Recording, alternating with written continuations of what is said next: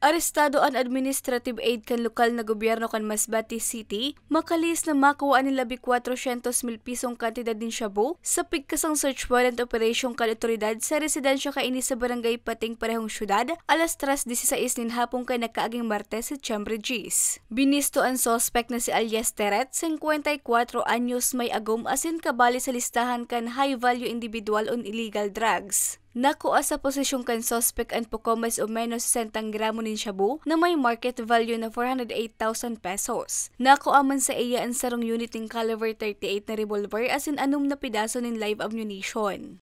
During the Kadakog operation po, sinisigurado naman po ng ating kapulisan na safe po sila na nag-ooperate doon sa area. At ganoon din po yung ating subject ay talagang sinisigurado naman na hindi makakatakas at din walang mga bystander o mga sibilyan na madadamay during the Kadakog operation.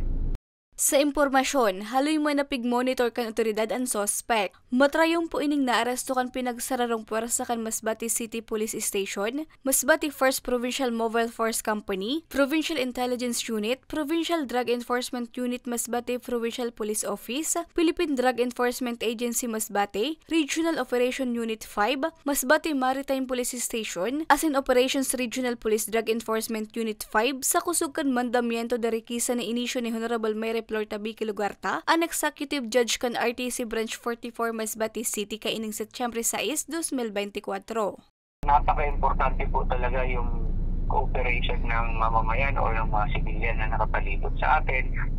Patunay po ito na talagang nagtitiwala po sila sa ating kapulisan. So, sa pamamagitan nito, napapadali ang trabaho ng ating kapulisan at napapatunayan natin sa mamamayan na ang ating pulis po ay talagang we are here to serve and protect the community. So, ito pong mga ganitong operation ay hindi lang po ito para sa pulis lang as accomplishment. So, ito po ay para sa community para maramdaman po nila na safe sila at ligtas po yung ating lugar. So, sabi pa nga ng ating Chief PNP, sa bagong Pilipinas, ang gusto ng pulis, ligtas ka.